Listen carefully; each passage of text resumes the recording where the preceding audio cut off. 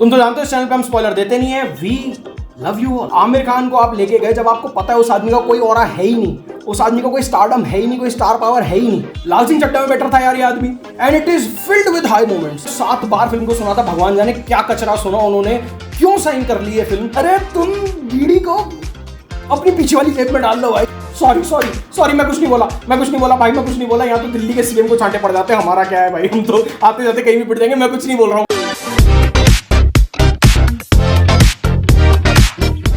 तो भाई इस वीक से वॉर 2 नहीं आई थी, ऑल्दो हम वॉर 2 देखकर आए सबसे पहले, लेकिन उसके बाद भी हम और भी फिल्में देखकर आए, कुछ घर में भी हमने देखी। तो हमने देखी सबसे पहले तो कूली, जो वॉर 2 के साथ साथ ही थिएटर्स में रिलीज हुई थी, रजनीकांत साहब और एक बहुत मैसिव कास्ट के साथ ये फिल्म आई है। इसके अलावा भी हमारे जॉन अब्राहम साहब भी चुपके से धीरे से आ गए ZEE5 पे अपनी फिल्म लेके। फिल्म का नाम है तेहरान, जहां पे कूली एक मास मसाला रिवेंज एक्शन ड्रामा है, वहीं पे तेहरान एक स्पाई थ्रिलर है। तो वॉर 2 की बात ऑलरेडी हम इस चैनल पे कर चुके हैं। अब बात करते हैं कूली और तेहरान की, only on your favourite channel Gupshup with Mathur and Kashyap, with your favourite Alekh Ravi Mathur. कसम खा दो फेवरेट तुम्हें होना।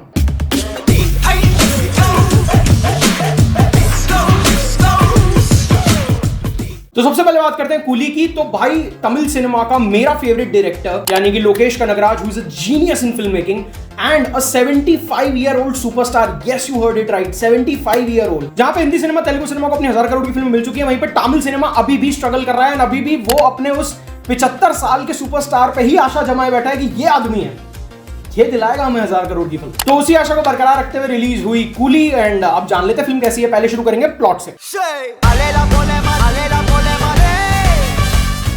तो भाई फिल्म की स्टोरी एक बहुत ही सिंपल सी स्ट्रेट लाइन है, लेकिन उसे 3 घंटे तक इतना घुमाया, इतना एग्जैजरेट कर दिया। मतलब जैसे जब मैं स्कूल में था ना, तो 16 मार्क्स के क्वेश्चन में मैं यही करता था, क्योंकि आता मुझे 2 मार्क्स का ही था, लेकिन मैं लिखता पूरा 3-4 पन्ने का था। तो देखो भाई कहानी बहुत सिंपल सी। एक आदमी है देवा, जो कि चेन्नई में रहता है, अपना एक हॉस्टल चलाता है, उसका एक पास्ट भी है। अब वो फिल्म में क्योंकि बहुत बाद में बताया गया, तो हम भी तुम्हें नहीं बताएंगे। तुम तो जानते हो इस चैनल पे हम स्पॉइलर देते नहीं है। We love you all. तो एक दिन देवा को पता चलता है कि उनका जो बेस्ट फ्रेंड है, जिससे वो बहुत टाइम से नहीं मिले, बहुत सालों से नहीं मिले, उनका आकस्मिक निधन हो गया, उनकी डेथ हो गई है। तो वो उनके पास पहुंचते हैं, वहां पता चलता है कि डेथ नेचुरल कॉज से नहीं गए, उनको मारा गया है। और फिर वो धीरे धीरे करके पता करते हैं कि इसके पीछे कौन है। इससे पता चलता है कि एक सिंडिकेट है भाई साहब, बहुत बड़ा, एक किंग पिन है जिनका नाम है साइमन, जो कि प्ले कर रहे हैं हमारे नागार्जुन साहब। गोल्ड की स्मगलिंग वो कर रहे हैं, लेकिन उसके पीछे भी एक इलीगल धंधा और चल रहा है। देख रहे हो तुम, माफिया पने का भी इंसेप्शन चल रहा है। इलीगल धंधे को छुपाने के लिए दूसरा इलीगल काम किया जा रहा है। इट्स लाइक वोट चोरी के कांड को छुपाने के लिए डॉग शेल्टर वाला कांड खोल दिया भाई।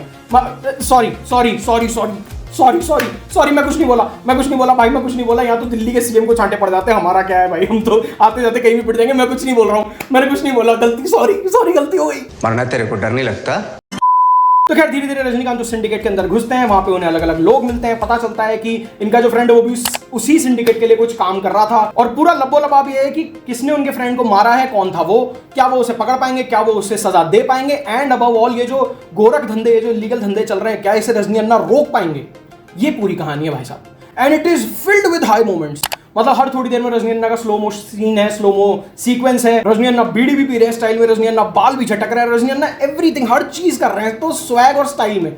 मतलब मेरी जनरेशन ने रजनी अन्ना को इतने स्टाइल और इतने स्वैग के साथ कभी नहीं देखा है। हमने जेलर में देखा था लास्ट, बट वो ज्यादातर क्लास अपीलिंग था। यहाँ टोटल मास मेनिया मचा हुआ है भाई, लेकिन भर के लूप होल्स हैं भाई स्टोरी में, फट के लूप होल्स हैं स्टोरी में। मतलब तुम्हें क्या बताऊं मैं यार, एक आदमी जो डॉग्स पे इतने सालों काम करता रहा, वो इन्वेंटर कैसे बन गया, उसको कहां से जाग गई एकदम से कि भाई अब मैं जो है कुछ इन्वेंशन कर दूंगा। एंड आज से 10-12 साल पहले जो मीम्स नहीं चलते थे कि रजनीकांत को गर्मी नहीं लगती, गर्मी को रजनीकांत लगता है, इस फिल्म ने उसको सीरियसली ले लिया भाई। रजनी अन्ना कुछ भी कर रहे हैं, पीठ पे कुल्हाड़ी लग गई है, कोई बात नहीं, रजनी अन्ना दुनिया भर को मार लेंगे और फिर भी कोई पता नहीं हो कुल्हाड़ी कहां गई। Nothing makes sense when Rajinikanth is on screen, just magic, pure magic है, लॉजिक भूल जाओ। ठीक है, तो अब कास्ट की बात कर लेते हैं, लेकिन उससे पहले अभी तक अगर तुमने इस वीडियो को लाइक नहीं करा ना, तो पहले लाइक कर दो भाई, क्योंकि अब जो अगले 2.5-3 मिनट में तुम देखने वाले हो ना, तुम्हें दिखेगी मेहनत, तुम्हें दिखेगा कि भाई आदमी क्या हार्डकोर घुस गया है पिक्चर में, क्योंकि इतने सारे कैरेक्टर है पिक्चर में। Are you ready? शुरू करते हैं। तो सबसे पहले बात कर लेते हैं रजनी अन्ना की। तो भाई यहाँ बात करने के लिए कुछ है ही नहीं, रजनी अन्ना ने फोड़ दी है पिक्चर एक्चुअली रजनी अन्ना के कंधों पे स्टैंड कर रही है, उनके 75 साल के कंधों पे। एंड वो मजबूत भी हैं, वो कंधे थोड़े से बूढ़े भी लग रहे हैं, लेकिन एनर्जी डाउन नहीं हुई है भाई। एक्शन देख लो, डांस सीक्वेंसेस देख लो, डायलॉगबाजी देख लो, everything Rajni Anna is just superb in the film. इसके बाद सेकंड, जिसके बारे में जो बिल्कुल आउट ऑफ सिलेबस आ गया भाई, मैंने सोचा नहीं था, दैट इज शोबिन साहिर। भाई क्या काम किया है उस आदमी ने। मतलब मोनिका गाने में तो तुम उसका डांस देख ही लो, वहां तो फोड़ दिया। पूजा हेगड़े को खा गया यार डांस में। वो भाई फिल्म में सबको खा गया। कुछ सीक्वेंस में तो रजनी अन्ना के ऊपर चला गया वो। He is so bloody good. जो एक अंदर का जानवर उसने किया है ना कि आपको नफरत होने लग जाएगी उससे क्लाइमेक्स आते आते तक। सेम गोज फॉर रचिता राज। बहुत बढ़िया काम है रचिता राज का। मैंने इससे पहले उन्हें 2-3 फिल्मों में देखा, पर जिस तरीके से लोकेश कनगराज ने इस फिल्म में उनको यूज किया, भाई विक्रम की एजेंट टीना याद आ जाएगी तुम। इसके बाद बात कर लेते हैं श्रुति हसन की। अगेन बहुत ही बढ़िया काम है और फिल्म को जो एक इमोशनल कोशेंट है ना वो श्रुति हसन ही दे रही है। She is very good in some sequences जहां पे खास करके 1-on-1 बातें हैं रजनीकांत अन्ना से। बहुत बढ़िया काम है उनका। सत्यराज साहब का काम छोटा है बट ठीक है, जितना उनको दिया उन्होंने अच्छा किया है। इसके बाद भाई नागा अर्जुन साहब, जिनसे मुझे बहुत ही ज्यादा उम्मीदें थी, रॉयली वेस्ट किया उस आदमी को।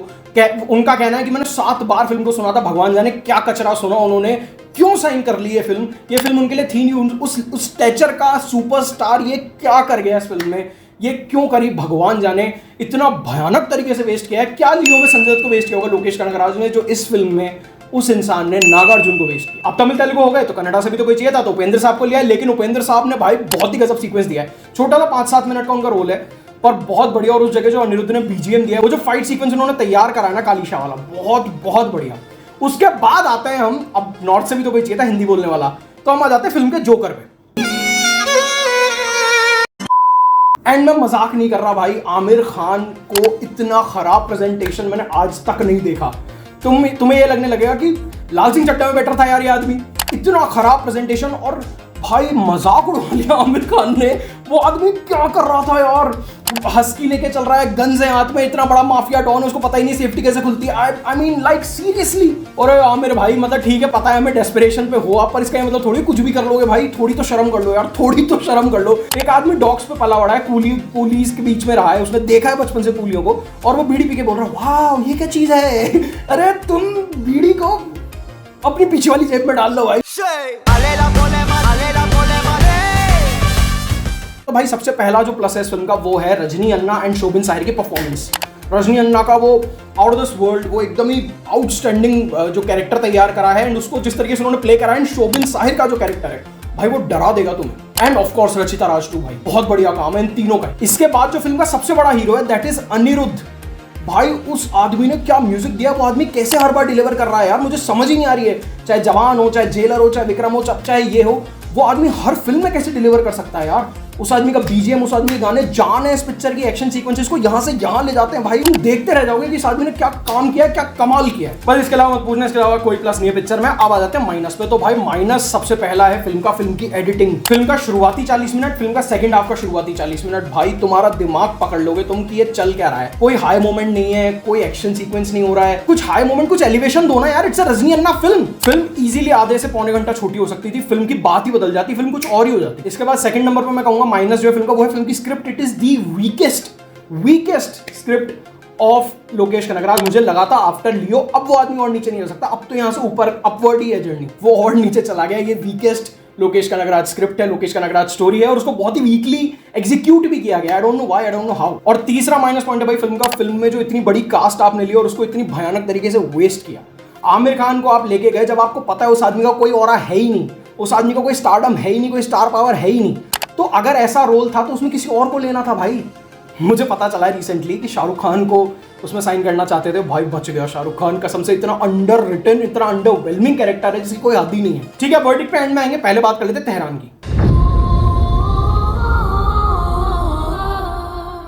तो तेहरान की जो कहानी वो बेसिकली रिवॉल्व करती है 2012 के ट्रू इंसिडेंट्स पे।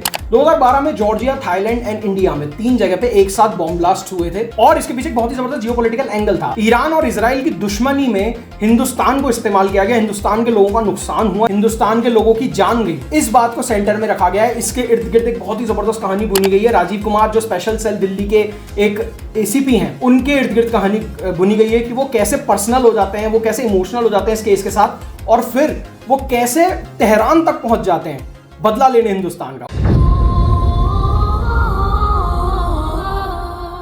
अब अगर प्लस पॉइंट्स की बात करूं तो भाई सबसे पहला प्लस पॉइंट है फिल्म में कोई गाना नहीं है जो इस फिल्म को बहुत ही बढ़िया तरीके से कॉम्प्लीमेंट करता है। सेकेंडली फिल्म की एडिटिंग, भाई 2 घंटे से भी छोटी फिल्म है एंड जितनी इनके पास बात है कहने को इन्होंने उतना ही रखा है। उसके बाद है जॉन अब्राहम की परफॉर्मेंस। इस टाइप के जो कैरेक्टर होते हैं जहां पे ना बहुत स्टोइक रहना है, बहुत ही आराम से अपनी बात कहनी है, ज्यादा ना इमोट नहीं करना है, लेकिन ऐसा दिखाना है कि अंदर बहुत कुछ चल रहा है, दिमाग में मन में बहुत कुछ चल रहा है, बहुत कुछ गुस्सा दबा हुआ है। ऐसा कैरेक्टर बहुत बढ़िया प्ले करता है भाई जॉन अब्राहम। यहाँ पे भी उसने वही करा है। और फिल्म का जो सबसे बड़ा प्लस है वो है इसका रियलिज्म, खास करके जो टेक्निकलिटीज पे इन्होंने वर्क करा है, कैमरा वर्क हो चाहे लोकेशंस हो, बहुत ही रियलिस्टिक रखा है, बहुत ही अंडर प्ले करा है, सटल रखा है चीजों को। यहीं से ही मुझे इस फिल्म के माइनस पॉइंट भी दिखते हैं, वो क्रैक्स मुझे दिख रहे हैं, क्योंकि भाई फिल्म को इतना ज्यादा ही रियलिस्टिक बनाने की कोशिश करी गई है कि वो जो आपको हाई मोमेंट्स है ना, ऐसे में फील होने चाहिए अपने देश के लिए, अपने देश के स्पाइस के लिए, कि वो यार क्या क्या करते हैं। आपने ना रियलिज्म करने के चक्कर में इतना सटल कर दिया। मैं डॉक्यूमेंट्री नहीं देख रहा हूँ यार, मैं एट दी एंड देख तो एक फीचर फिल्म रहा हूँ ना, मुझे कुछ हाई तो दो। मुझे अच्छी लग रही है पिक्चर, मुझे पसंद आ रही है, परफॉर्मेंसेस पसंद आ रही है, everything, I am loving it. लेकिन by the end of it मेरे को कुछ ऐसा यादगार मोमेंट मिल जाना चाहिए ना, जिसको देख के मेरे को लगे कि हाँ यार अब ये मेरे दिमाग में रहेगी पिक्चर। ये वो वाली फिल्म है, आप देखोगे कुछ टाइम आपके साथ रहेगी, फिर आप भूल जाओगे।